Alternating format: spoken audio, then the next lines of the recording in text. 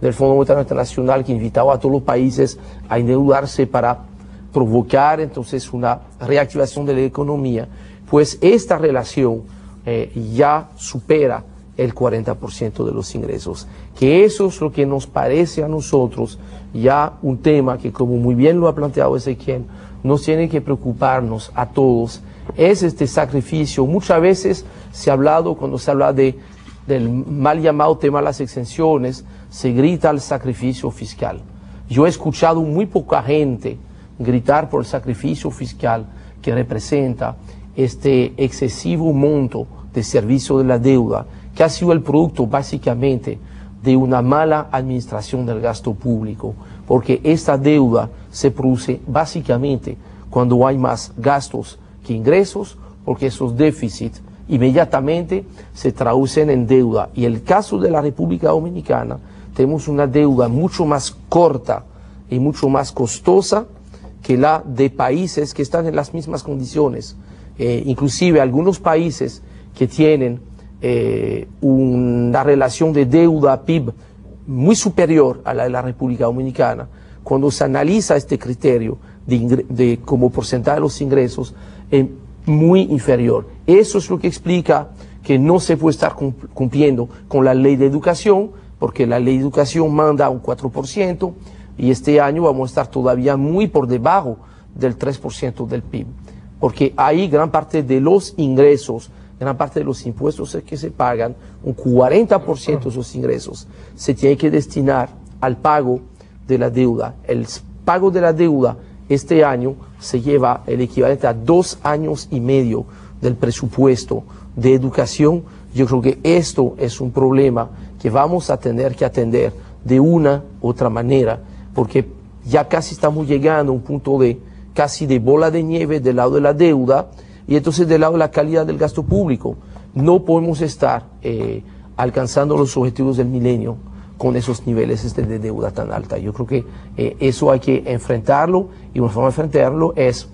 gerenciar mejor los gastos, y dentro de esta mejor gerencia de gastos, relacionado con el otro tema que tú mencionaste, los ingresos extraordinarios, porque no son duraderos, que nos va a producir la minería, como lo ha producido en el pasado, el caso de Falcon Bridge. A partir del año que viene vamos a tener Falcon Bridge, vamos a tener a la Barrick. Dicho de paso, no hay ningún ingreso de la Barrick en el presupuesto del 2011, y yo creo que los ingresos consignados por el Consejo Falcon Bridge se quedaron chiquitos. Pero no hay vamos a decir, una garantía del buen uso de esos fondos. En el pasado, esos fondos, o los fondos como los de Petrocaribe, que en vez de sembrar desarrollo para utilizar esos 25 años que hay para pagar Petrocaribe, se han utilizado para cubrir el subsidio de la electricidad. O sea que es dinero que se ha perdido, dinero que se ha botado, dinero que no se ha sembrado. Tenemos que sembrar Falcon Bridge, tenemos que sembrar el dinero de la Barrick para evitar lo que le ha pasado, por ejemplo, a Venezuela, que nunca ha sembrado su petróleo. Hay un ejemplo de un país, que es Honduras, que ha creado una ley especial para la administración e inversión de los recursos provenientes del Acuerdo de Cooperación Energética Petrocaribe. Yo creo que este tipo de instrumento deberíamos tenerlo y para Petrocaribe, y para Falcon Bridge, y para la Barrick, para asegurar el correcto uso para el desarrollo de esos fondos, e evitar que esos fondos se utilicen para entonces un gasto corriente, un gasto de corto plazo, que no está produciendo ninguna rentabilidad futuro que permita pagar. Si no hacemos esto, entonces le puedo garantizar que dentro de 5 años o los 10 años, esta relación del servicio de la deuda sobre los ingresos va a asfixiar completamente la economía dominicana. Definitivamente el tema de la deuda es de mucha preocupación. Mientras Henry hablaba, yo estaba pensando en el reclamo que se le hace a la sociedad dominicana, o que le hace la sociedad dominicana a los gobiernos, en el sentido de la deuda acumulada, donde se habla de que, si bien es cierto que la economía dominicana ha experimentado un crecimiento robusto y sostenido durante muchas décadas, ese crecimiento no llega a los sectores sociales más carenciados. Y aquí hay una buena explicación. Si tú recibes unos ingresos donde tú tienes comprometido cerca del 40% de esos ingresos para cubrir el servicio de la deuda, entonces tú nada más tienes un 60% para atender todas las otras necesidades de la sociedad y lo que se espera que haga un gobierno. Este es el problema más crucial y más importante, porque si bien se utiliza como indicador la guerra frente al PIB o al Producto Bruto Interno, el tema básico es qué ha pasado con esa deuda, dónde están esos recursos, para qué se ha endeudado el país. Vamos a una pausa y retornamos con el tema.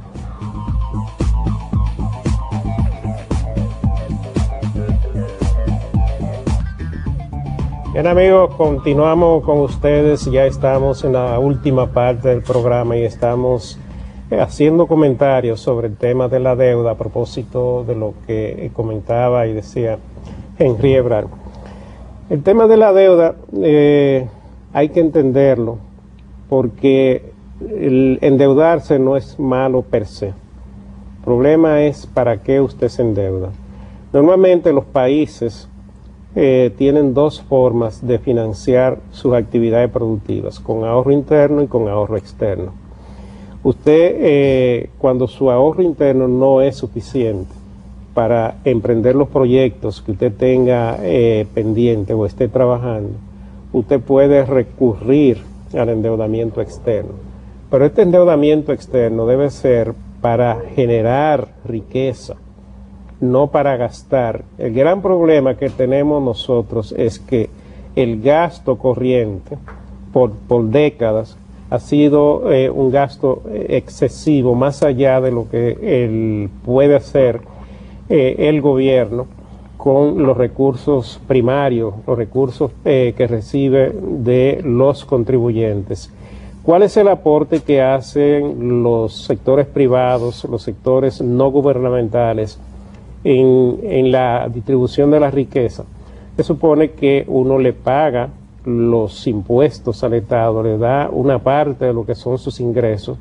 en materia de impuestos para que el Estado lo administre, para que se cubran las necesidades corrientes y las necesidades de capital del Estado. Ahora bien, cuando usted se excede de manera permanente en el gasto público, usted va acumulando una deuda que es producto de un gasto corriente. En este caso, esa es la peor política de endeudamiento que puede llevar a cabo no solamente un gobierno, sino una empresa, una familia, un individuo en particular, porque eso es un camino directo a una crisis. Porque una vez usted puede buscar financiamiento y resolver el problema por una vez, por dos veces y por tres veces, pero a la cuarta vez ya a usted le van a cerrar la puerta, porque ya usted no va a estar en capacidad de pagar. Y ese es el punto donde uno no quisiera que la República Dominicana se encontrara en un momento dado. Por el contrario, uno entiende que ya es tiempo, ya es hora de que nosotros los dominicanos, con el gobierno a la cabeza, comencemos a pensar cómo nos vamos a desenvolver en el futuro, de qué manera vamos a nosotros ir equilibrando las finanzas públicas para fines de evitar la necesidad de nuevos endeudamientos, porque en la medida en que tengamos déficit, vamos a continuar la misma práctica, el gobierno va a tener que buscar recursos, ya sea en el mercado interno como en el mercado internacional, para equilibrar ese exceso de gasto con los ingresos que le genera las contribuciones que hacemos los ciudadanos. Si no hay una buena política de parte de los gobiernos, entonces a los ciudadanos nos ponen a pagar deuda, pero no deuda en un solo año, sino que nos van acumulando una deuda para las próximas generaciones, y entonces eso significa que estamos comprometiendo el ahorro y los ingresos nacionales para un servicio de la deuda. ¿Qué representa esto? Bueno, buena parte de esa riqueza y de ese crecimiento acumulado que se le reclama a las autoridades, que no ha llegado a las partes más pobres de la población, a los sectores carenciados, se ha ido en el pago de deuda.